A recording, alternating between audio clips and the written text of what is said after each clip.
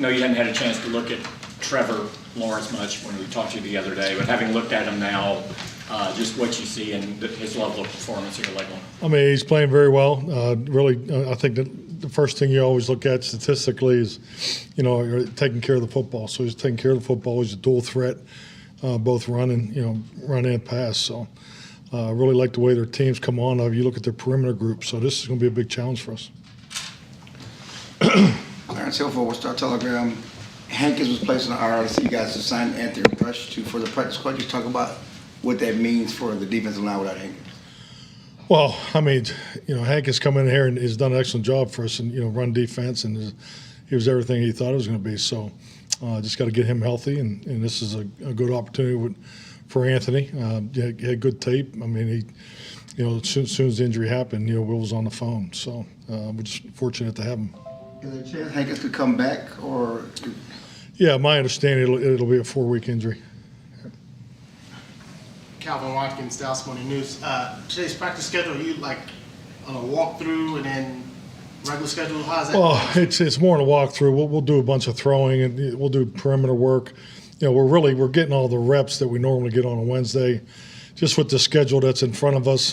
Just trying to lessen the stress on the front end, pay it forward is the mindset. Just from a scheduling standpoint. That we're in the weight room this morning. Just started at noon, and but all the meetings and everything else is, the time frames are the same. We're just not having the practice meetings because of the work that we're doing. But we'll get all the reps in for normal D&D and third down today, and then we'll do some perimeter throwing after the walkthrough. Jay Slater, NFL. Okay, Jay, it's okay. Jay Slater, NFL Network. How long does it typically take a wide receiver that's had 10 years in the league to get up to speed with the playbook he's not necessarily familiar with? And how has he done so far? He's talked about being in the building 10 hours, sort of pouring over so far. Yeah, I mean, I don't have a menu of former receivers in this situation. But I'll just say this: he's very bright. I know he's wearing Cal Valero out, so I mean they've been spent a lot of time together. So I don't think it's going to take Ty very long. Do you anticipate that he could play this weekend? I don't think it'd take him very long to learn the playbook. So now we'll see how the week goes. I mean, obviously we'll get to see him. We'll get some throwing in today, so he'll be part of that. And but we'll see how the week goes. I mean, obviously he's played a lot of football, so we just want to get him acclimated. Clarence Hill again. Speaking of the week and the plan for the offensive line, you've seen enough from Tyron? Is he going to play this week? And what is your plan at right tackle? Well, the big thing is, we already talked about the practice schedule. We'll be in a normal padded Thursday practice. So, I think a lot of the questions and those type of things will start to be answered tomorrow. So, but really the final roster changes. Just meeting with Will and talking with Steve and Jerry this morning. I mean, we won't make those changes till Saturday. I mean, you have to go through the whole week and just as far as what the 53 to 48 and all that's going to look like. Right tackle, Ball and Peter split reps in practice evenly, or how are you doing that? I mean, I think this is a really good opportunity to maybe wait till Sunday. I'm feeling a personal challenge. I don't think my odds are very good, but I'm going to give it a shot. Newy Scruggs, NBC5 Dallas, speaking about the offensive line. In your career, have you had to juggle as many guys that you have had basically since the first game where you've been having a lot of different rotations? I've never done this healthy. I think I've been through this before. We've been through it here when we weren't healthy. So I think the biggest thing is trying to play as many different combinations. And I think part of it is the experience that we've been through in 2020, 2021. So, but it's worked out. I mean, you definitely are, because you always talk about, your 5 linemen that play together every day are the best units. But just this case of playing a number of people, because Jason Peters was a late signing. I mean, Tyron's coming off of IR this late in the year, so you got position flex that you didn't really want to just wait until Tyron came back. So I mean, we try to be proactive and working these adjustments. But this is the first time I've done this healthy. How has Ball handled everything? I mean, obviously he had to play because of some health issues. How do you think he's handling everything? Oh, I think really Josh has grown. Their first year is tough. I mean, let's be honest, he didn't get much work with his injury, and I really felt that in training camp in a lot of ways he was kind of like a seasoned rookie. But he's getting better. You can see it in the one-on-one pass pro. I mean, I think having the opportunity to go against our pass rush has really helped all of our offensive linemen. I think the numbers on both sides speak for themselves. But I like the way Josh has continued to get better, and I think it's always tough for a young guy where you don't just get to line up and play one position. I mean, what Tyler Smith has done is awesome. And to think he's done it playing left tackle and left guard some too. So, but I'm happy with the progression Josh has made.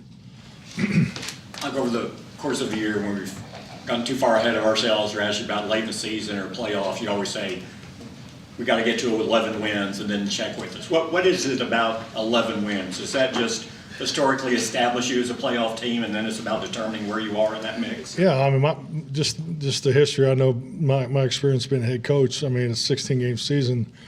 After the first couple of years, we're asking a bunch of questions. They're all hypotheticals. So, and then the 10th win became clarity on. When you get to 10 wins, you can look around and then things are starting to line up. Now with the 17-game season, watching it last year, it really takes 11 wins to because 10 wins used to pretty much guarantee you a spot in the playoffs. But there are unique years. So I think with the 11th win, then it's, things start to make sense. I mean, the biggest thing I'm focused on is obviously Jacksonville, but this 4-game stretch, 3 on the road, 3 on grass, 7-day, 6-day, 5-day, 10-day stretches is different. I mean, I've never had this different of a flow at the end of the year. So just really focusing on make sure we got the plan right, the training right, and make sure our guys are ready to go when we play. Clarence, I have 2 questions. You brought up the 11th game and then how he sets it up. Well, if you get your 11th win, you clinch the playoffs. I don't know if you talked to your team about that, but do you have a chance to clinch the playoffs this weekend? I don't. I won't talk about it until we get the 11th win. Like I said, I think I know so much of this game is based on utilization of your mental and emotional energy, and not that talking about 11 wins versus 10 wins is going to tap us out emotionally. That's not what I'm saying. But I'm big into listen to your language and don't waste a bunch of time on things that don't matter. And that's really, that fits into that category. It's not. Trust me, I don't want to come in here and arm wrestle with everybody in here over 10 or 11 wins. I mean, shoot, you got plenty of ammunition to come after me with. So I mean, it's just really a waste of time. I mean, to be honest with you. So it's just really staying focused on what's most important, and we got to win this game on the road. Piggybacking on that and staying focused. Michael Parsons was on a podcast, I don't know if you heard about it, talking about the Eagles and Jason and the quarterback. And that's kind of blew up in Philadelphia. You worry about the focus, him talking about that game and that quarterback with the Jacksonville Jaguars ahead.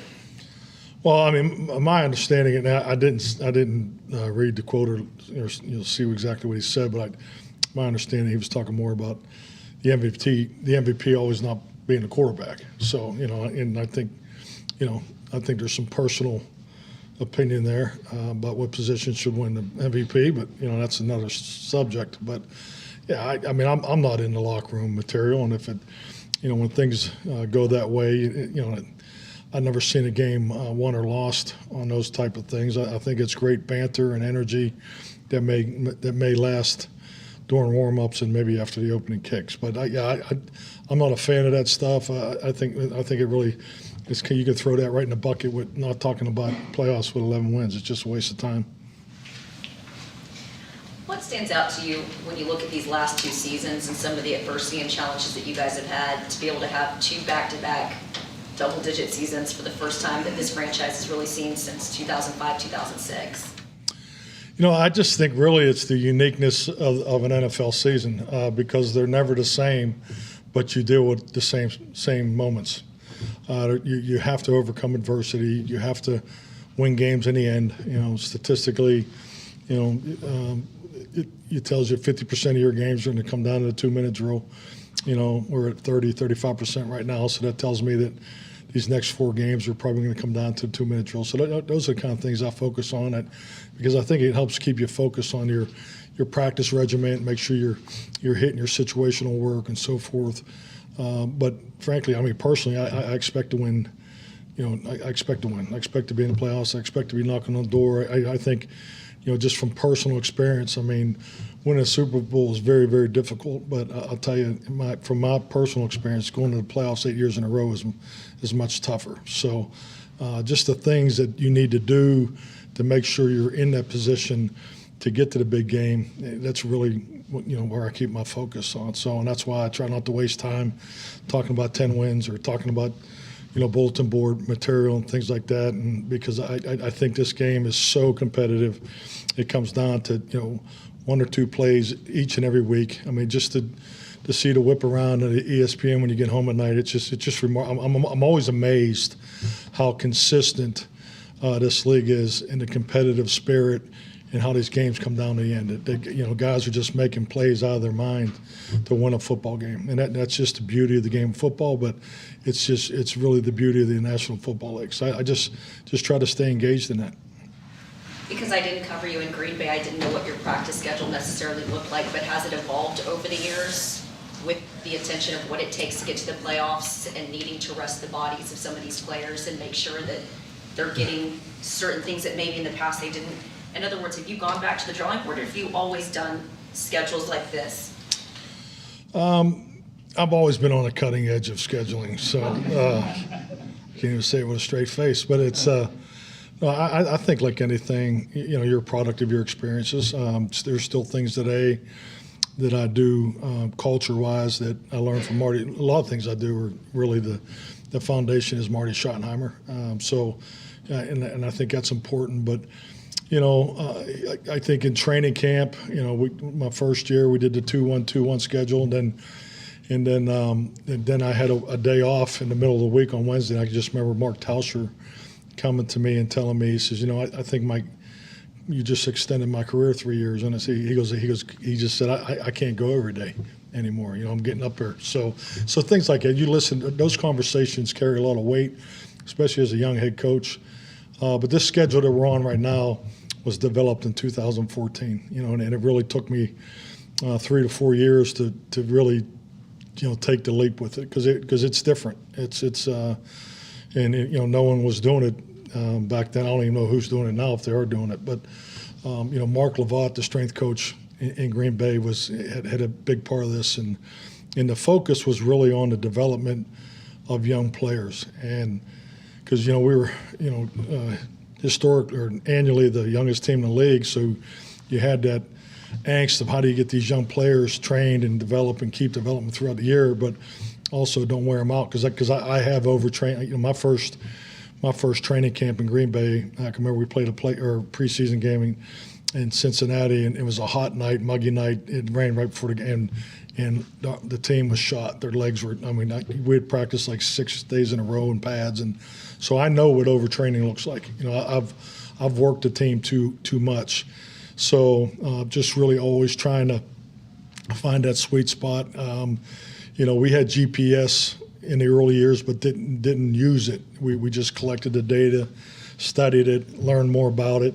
What does 200 mean? What does 300 mean? How's that focus? So how it's all fit together. So there was a lot of time in research that went into this schedule. So now, it's just like anything. I'm just no different. Your job. It's I've been doing it now for quite some time, and you got to trust your instincts. Practice needs to look a certain way. I can stand out there and tell you if a practice is a 350 or a 370. That's just from doing it so long. But that's not the absolute too, because you got the mental and emotional. Because you can't, because the physical part of it, you have gauges. But every one of these guys is mental and emotional. Battery is. There's other things going on. So we're all chasing the same thing. Every coach in sports is chasing the same thing. How do you train your team to be prepared to win, but also have the rest and recovery built in to make sure they can line up and get through the course of it. It's a long year. We're in the fourth quarter. Technically we consider this the first day of the fourth quarter, and the health-wise, you got the big injuries. To me, those aren't really affecting your training, but where our guys feel. Like if you ask Zach Martin how his body feels today as opposed to how it felt 5 years ago, so that kind of feedback, and all those things tie into this schedule. Aaron Rodgers telling me that it took him 5 or 6 years to really figure out your body as an NFL football player and all the extra things you need resource-wise, and we have these resources here in Dallas, but we don't have 6 years for a guy to figure out his body. So, we just look how much our rookies have contributed. So, all those things factor in why we do it the way we do it. Do you find coaching younger guys a little different than it was when you first started, or even a couple of years ago?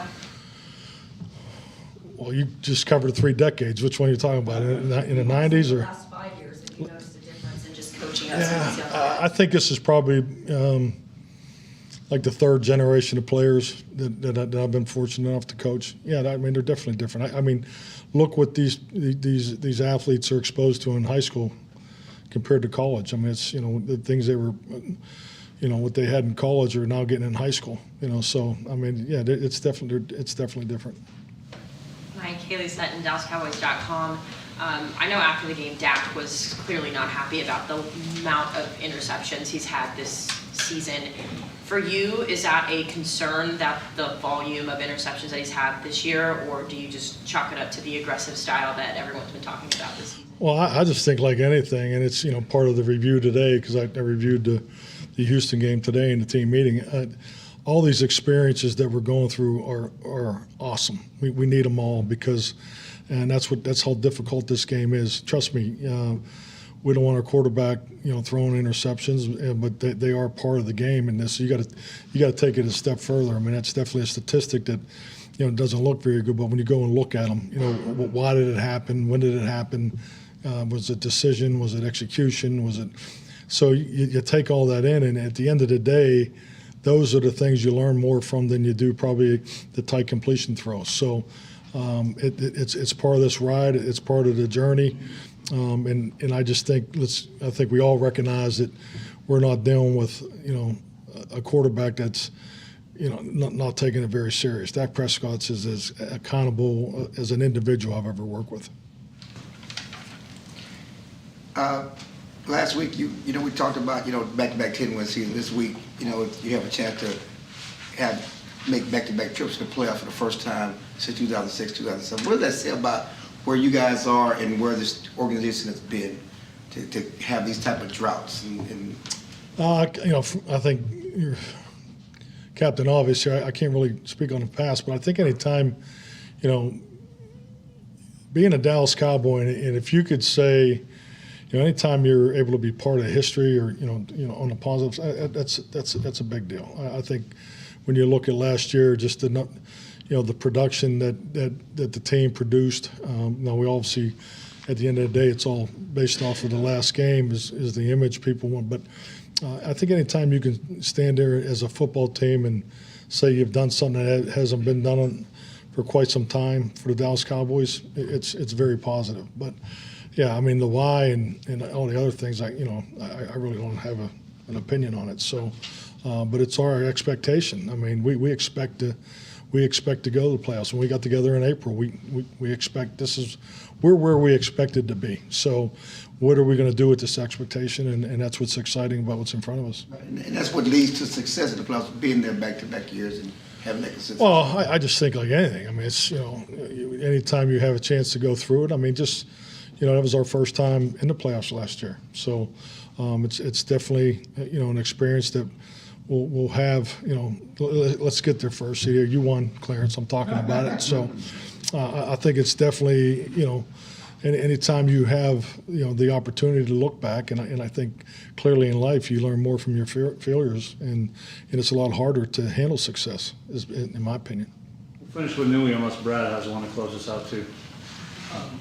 Mike, can you speak to going up against Doug Peterson in terms of you've won a Super Bowl, he's won a Super Bowl, you're both on your second franchises. What type of fraternity is that amongst coaches to be, in that small level of having won it and then trying to work on a new team and get to that level again?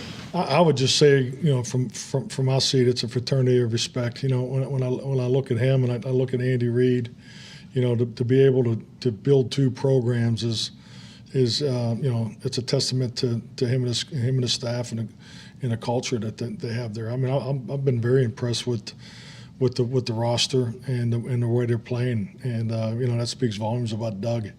It's